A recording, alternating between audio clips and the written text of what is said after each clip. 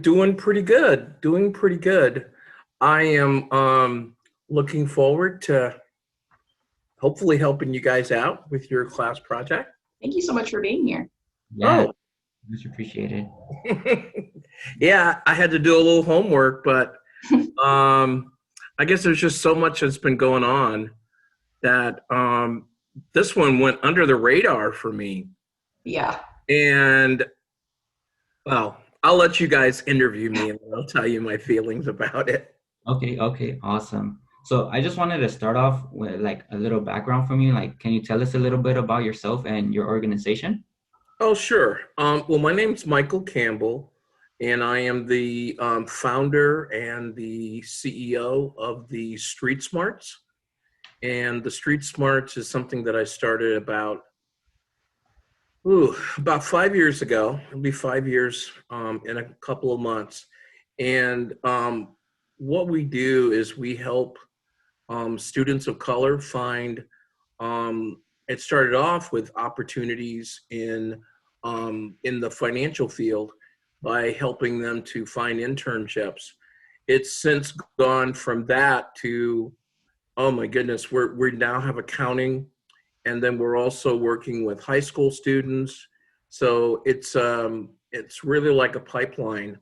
One of the things that I noticed 5 years ago is that there were some programs to help minority kids, but they were only going after the elite kids and mostly from the East Coast. And I'm like, what's wrong with that picture? So that's why I decided to do what I did.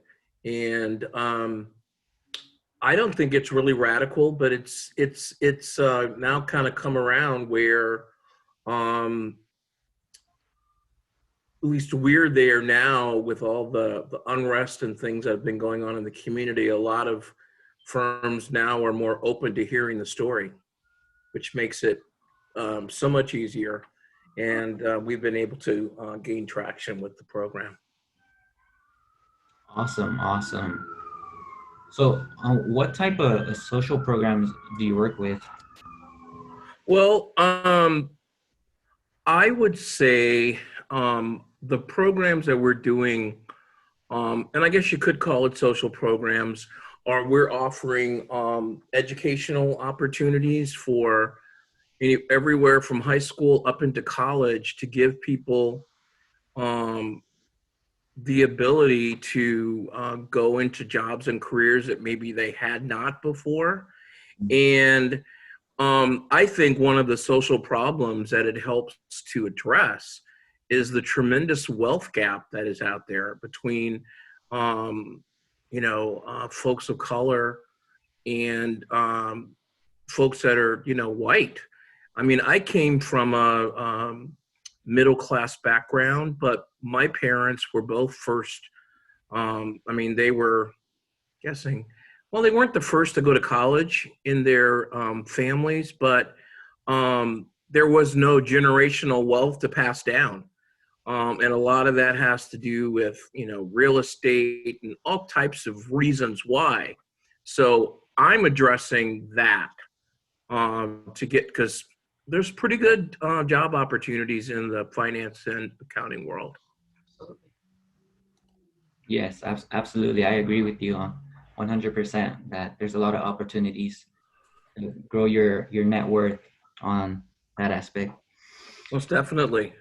Yeah, so just a little bit to switch gears, can you provide any knowledge on medical racism? Well, that's an interesting that you'd ask me that because I do have a background in working with medical institutions, not as a clinical person, but different grants and things that I've worked on with various medical hospitals and doctors groups.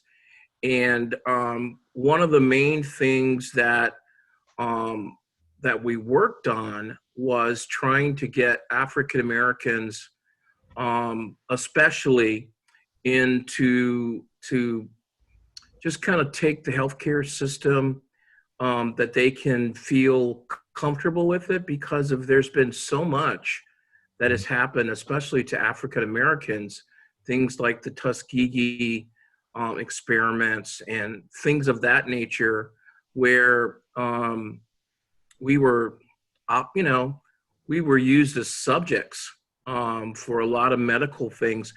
Now, me personally, I've never really experienced medical racism, but it definitely is out there. And if you don't, I would say, come to the table with knowledge, then it's very easy to get taken advantage of. I do think it's interesting that you brought up your knowledge and experience with the wealth gap, because I do feel like that's an aspect that has to do with the disparities within. Oh, most definitely it does, because if you don't have access to just the basics, I mean, I know we're gonna talk a bit more about some of the things that are affecting the Cal State system, but a lot of, at least what I see, is there is the gap in going to school, but people don't want to, they're just like, oh, pull yourself up by your bootstraps. But if you're coming from communities where there's not good health care, there's not educational opportunities, and I was never a good test taker, but and my parents, they didn't spend money to go get me a tutor so I could take these tests. Right. And that affects where you end up going to school. As a prime example, my son, who's is a graduate of Cal State Northridge, CSUN down you guys' way, and he had tried to get into a lot of other schools, but he wasn't a very good test taker.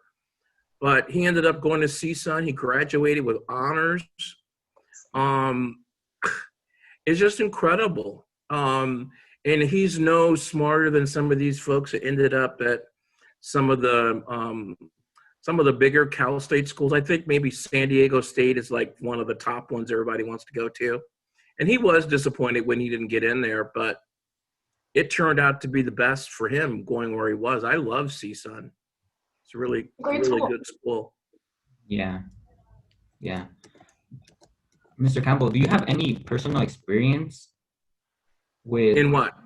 with coronavirus, or Well, let me tell you, since the coronavirus came about, I've been mostly staying home, and I thought it was going to be a detriment to my nonprofit, but it's actually been a godsend for us, because we're able to do things online and meet with people that we never would have even thought about it. Because to me, I could see people here in the Bay Area, but I was not actively recruiting young men and women outside the Bay Area. But it's just as easy for me to do Zoom calls with them as it is with the folks that are here. So my whole network has increased. So, but to ask, do I have anything specific about the corona? Not me, because I've stayed in. I talked to my folks in Zoom calls. I go to the grocery store with my mask. I have got 2 or 3 of them that I have. Wash my hands and all of the above. And I think I've only been out maybe 3 times to a socially distanced, like a bar type of a setting, but they've all been outside. So, and we still wear the mask, and so far so good. But I will say that my brother, who lives in Chicago, and his daughter, who is now going to Georgia State University in Atlanta, she had a summer job back in Chicago, and she was working at a car wash. And guess what she got? She got corona. But she was young. She was able to fight it off. But that just goes to show you. And they weren't wearing the mask like they should. That's what happened to them. So Yeah, that's the only one. I mean, I've known people, not like real close, but I have known people that have died from it though. But not like anybody in my family or a neighbor, but people that I know. One of the very first ones was a wife of a doctor friend of mine, and I was just like shocked. It's like, oh my God, it's nothing to play with. Yeah. yeah, absolutely, absolutely. It's very catastrophic and sad what's happening in the world right now. But to continue on, my next question would be, have you heard of AB 1460? And does your company or organization advocate for this bill? Well, let me tell you, up until a couple of days ago, the answer was no. I had no idea what it was, but um, I went online and did my research, and I was going, "Oh my goodness, um, this is so needed." Um, and I know that there's a lot of controversies around it. Now, if you're asking me, do we advocate for it? That would be kind of hard for me to say because I just found out about it a couple of days ago. And then also, since we're a nonprofit, we can't advocate for political causes. Oh, So I wouldn't. As a private citizen, yes, but not as a nonprofit. That is a no-no. Got it. okay, okay. Do you believe that A and B is important in higher education, and why? Oh my goodness, I think it is. I wish they were doing that when I was going through school.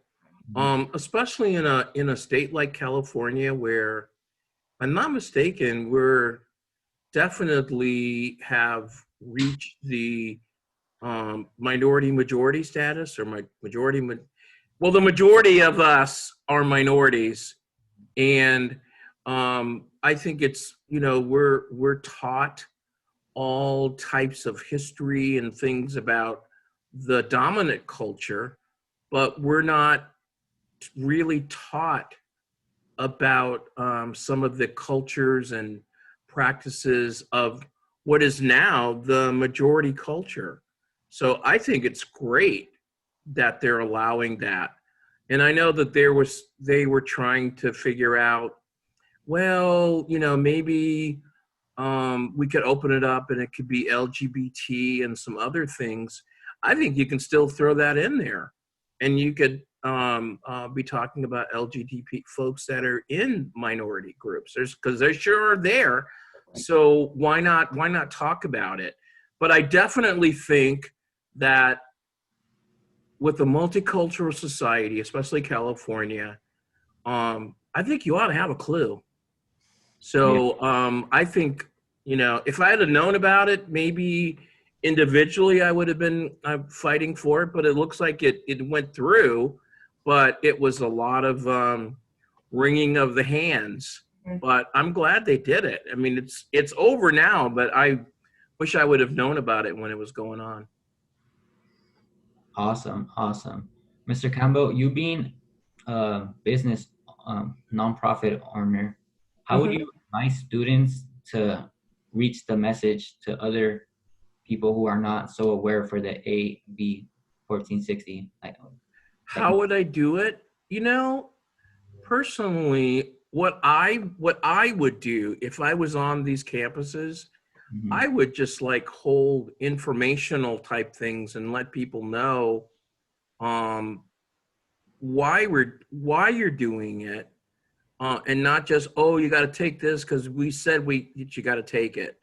I mean, I look at my organization, and we really believe in diversity and inclusion, and we have everything under the sun in my group. And I think it's good that we understand each other's culture. That way, there aren't as many mistakes, and what you might think is something that might be rubs you the wrong way. And because you don't really know about the culture, Just don't understand it. you don't understand it. yeah, So that's one of the things I've learned so much from my students, and they're all around the you guys' age and my son's age, and it keeps me young knowing what you all are doing. So, does that Awesome. answer it? Yes. Okay. Do you have any further questions, Natalie, or should that conclude our interview with Mr. Campbell? No, I think you honestly gave us all the perfect things that we needed in terms of even if you haven't been advocating on it in the past, you understand what it is and its importance, and you express that. And I think that that's pretty much what we needed. All right. Yeah, Well, definitely. thank you much. Thank you And so I much for hope your this time. has helped you guys with your project. Yes, Thank you. you did. Thank you so All much. right. Well, do me a favor. I know you're recording it. So I'd love for you to send me a copy of the recording. Yeah, of course. And well, yeah, you can send me a copy, and maybe I'm not sure the best way to do it. I've had people just email it to me, or you could put it on the. I don't know if you have the G Suite with Google, but you could put it on there and share it with me. But either way, I would love to be able, because I would like to share this with my students. Yeah, of course, Mr. Campbell. We'll definitely get it to you as soon as Okay. possible. Mhm. All right. All right.